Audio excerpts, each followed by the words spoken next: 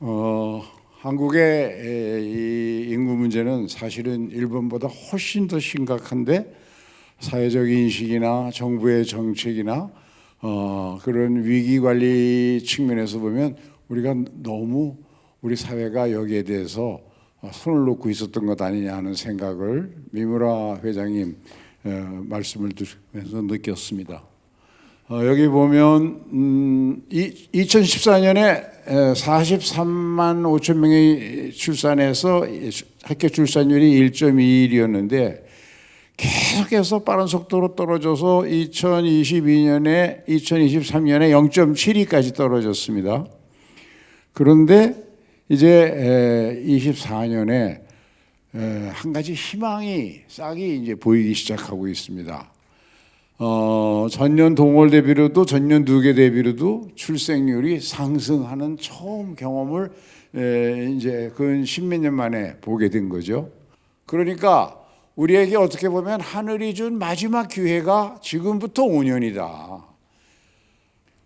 결혼, 출산, 인식 조사 결과가 결혼 정년기에 있는 사람들의 결혼과 출생에 대한 인식 조사가 과거에 여러 가지 이와 유사한 조사를 보면 전부 나빴어요.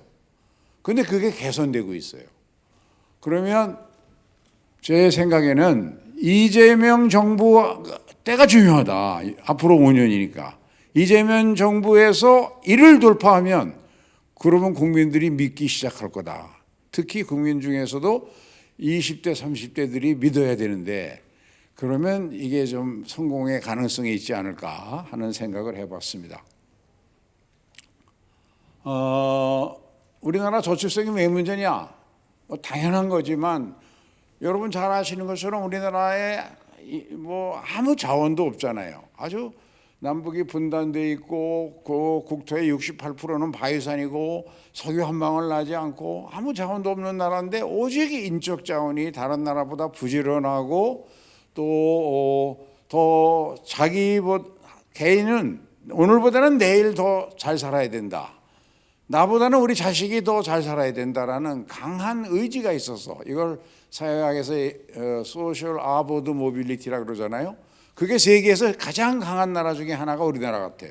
그래서 그런 인적 자원 때문에 신생 독립국 중에 이만한 지위까지 왔는데 그 인적 자원 자체가 줄고 있는데 나라에 무슨 희망이 남아 있겠습니까?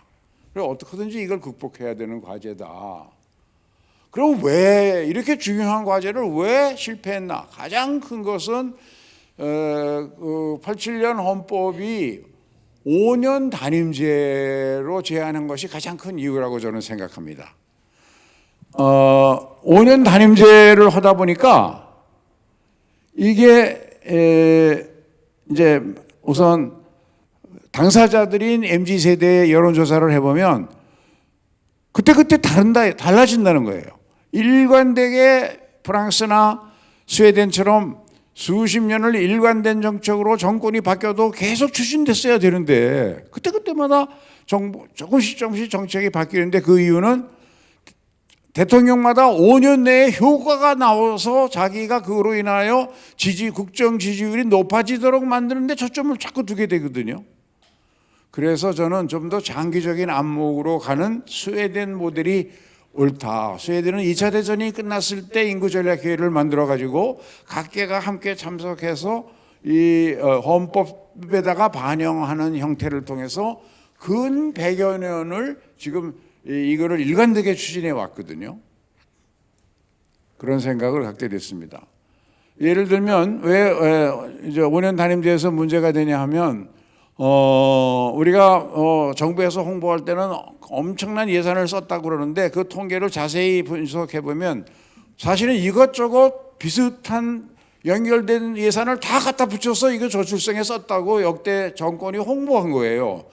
교육 예산도 상당수를 거기 갖다 붙이고 주택 예산도 상당수를 거기 갖다 붙여갖고 이렇게 많이 썼다 그러는데 외국에서는 그런 건 통계에 안 넣어요. 직접 출산 지원 예산, 아동수당이라든가 육아휴직급여, 보육 서비스로 보면 그렇게 많이 했는데도 아직도 우리가 OECD 평균보다 낮아요. 이런 점들이 5년 단임제에 저는 실질적인 폐해다. 왜냐하면 예산을 할 때 마지막에 대통령이 결재할 때 예산실장과 경제부총리가 대통령한테 제가 받을 때 대통령이 판단이 잘 안 가면 뭘 갖고 고르겠습니까? 5년 내에 효과가 나와 안 나와? 그걸 안 볼 수가 없거든요. 그래서 좀 긴 안목의 정책 추진이 필요하다고 저는 확신하고 있습니다.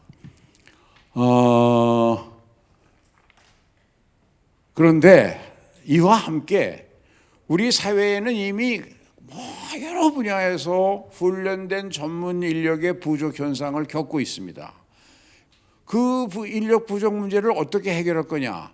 이거를 적어도 일본이나 호주나 카나다 수준 정도의 전 세계 여러 나라로부터 조직적으로 우리가 필요한 인력을 양성해서 우리가 부족한 인력, 훈련된 전문 인력을 잘 이렇게 보충하는 노력이 적어도 한 20년은 계속 운영되고, 그리고 인구 증가율이 1.3을 넘어 1.5까지 가고 이래야 이제 정상 궤도로 가거든요. 그런데 우리가 지금 그런 점에서 좀 문제가 있다고 생각합니다. 왜냐하면 생산 연령 인구 비중이 급격히 줄고 있기 때문에 그렇습니다.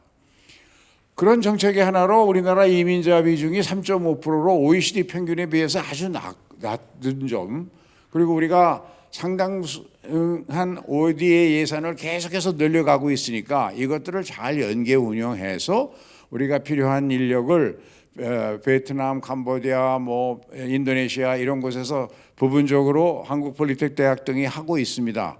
그런데 이런 것들이 좀 더 조직적으로 체계화 시켜야 된다. 이미 일본이나 카나다, 호주가 과거에 가장 이민에 대해서 소극적인 나라였죠. 지금은 굉장히 우리하고 비교해 보면 적극적으로 바뀌었습니다. 제가 일본 누가가와 의장한테 물어봤어요. 너희 왜 이렇게 바뀌었냐? 같이 저하고 한일위원연맹 위원장을 해서 그랬더니 양반이 저를 놀리느라고 한국이 미처 모르고 있을 때 빨리 우리가 이제 확보해야지, 한국이 알면 우리가 뺏긴다, 이런 식으로 놀리더라고요. 일본이 그렇게 바뀌었어요.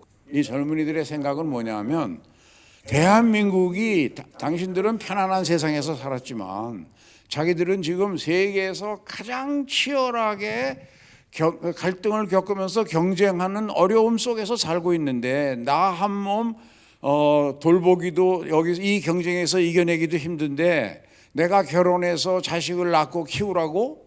그게 내 인생의 행복에 치명적인 장애요인이 될 수도 있는데 어떻게 그렇게 무책임한 소리를 하냐, 이렇게 저한테 공격하고 싶다는 거예요. 그래서 이걸 바꿔줘야 됩니다. 우리 민간운동과 정부 정책 모든 것이 합쳐져서 우리 젊은이들이 아이를 낳아서 키우는 것이 내 인생, 이 치열한 경쟁사회에서 내 인생의 행복을 만들어내는데 도움이 되겠구나라고 바꿔줘야 되고, 그러려면 전체 캠페인을 모두 집약해서 모아서, 지금 우리 헌법은 반드시 고쳐야 되는 상황이니까 다음 국회의원 선거 때라도 개헌안에 반영해서 고쳤으면 좋겠다. 근데 어떻게 개헌안에 도대체 뭘 어떻게 넣자는 말이냐? 구속력 있게 넣자는 거예요. 그러면 어떤 걸 넣을 거냐? 그것만 몇 가지 설명드리겠습니다. 우선 어린이집과 유치원으로 나누어서 취약전 아동 교육을 하고 있는데요. 모든 학교 선생님들의 인건비는 정부가 지급한다. 그 말은 교사의 질도 정부가 보장한다는 얘기죠. 그게 독일 모델로 갔으면 좋겠다. 이걸 헌법에 넣자는 겁니다. 그 다음에 우리 지금 제일 전 세계에서 사교육비를 가장 많이 쓰는 나라 아닙니까? 여러 가지 서베이의 결과를 보면 사교육비가 1만 원 늘면 출산율이 0.012명 감소하는 상관관계가 있다는 통계조사가 여러 차례 있었어요. 그러면 이 사교육비를 수많은 사람이 대통령들이 시도했지만 사교육비 다 실패했잖아요. 그럼 어떻게 하면 좋을까? 요즘 세상에서는 첨단 과학기술이 바뀌면 모든 세상이 바뀔 수밖에 없습니다. AI 시대거든요. 오늘 아침 전 신문에 도배한 거 보니까 우리나라 거의 모든 대기업이 완전히 AI 체제로 근무 환경, 앞으로 미래 전략 부서 뭐 이거 싹 다 바꾸는 작업을 지금 진행 중에 있어요. 서로 앞다투어 가면서. 그러면 교육도 당연히 바뀔 수밖에 없죠. 아마 제가 보기에 5년 내에 우리나라 주요 대학에서 AI 활용 능력 시험을 반드시 볼 겁니다. 어떤 형태로든. 이거를 왜 학교에서 안 가르치죠? 그래서 AI 공교육, AI 기법을 도입한 공교육을 하는데 여기서 가장 중요한 건 선생님입니다. 우리나라 500만의 학생이 있습니다. 초중고등학교 합쳐서. 선생이 50만 명이 있어요. 500만 명이 공교육을 중심으로 하고 선생님들이 앞장서서 그걸 선도하게 되면 하루에 한 번은 질문할 거 아닙니까? AI 선생한테. 그러면 500만 개의 질문이 쌓이게 돼요. 한 번만 하나요? 두 번, 세 번, 네 번 하게 되죠. 엄청나게 양과 질이 늘어나고 그러면 사교육이 도저히 따라올 수 없을 정도로 공교육의 이 질이 높아지거든요. 그런 것들을 고려하자는 거고요. 주택 정책이 우리나 일본이나 제일 이제 힘든데 우리의 경우 공공임대 주택을 짓겠다고 정부마다 했는데 이게 5년 단임제의 폐해로 안 졌어요. 왜냐하면 인기가 없어요. 우리나라는 무조건 분양주택을 해야 인기가 있으니까 대통령마다 분양주택으로 자꾸 바꿔서 짓다 보니까 이렇게 됐거든요. 이거를 공공임대주택으로 줘야 되는데 이게 대부분의 나라는 한 20% 정도의 전체 주택수의 20%의 공공임대주택이 있어야 이게 범퍼 역할을 하면서 집값의 급상승을 막을 수가 있는데 우리의 경우에는 8.4%밖에 안 되고 이것도 80%가 13평 이하예요. 그러니까 낙인 효과가 찍혀서 사람들이 안 가려고 그래요. 이걸 뜯어 고쳐서 20평, 30평, 40평짜리 직장에서의 출근거리 30분 이내에 다양한 방법에 제가 구체적인 대안을 각 정당과 제시를 했는데 그래서 이런 것들을 총동원해서 하려면 강한 추진 의지와 안 할 수 없도록 만드는 게 필요하기 때문에 그래서 헌법에 넣자는 겁니다. 이것도.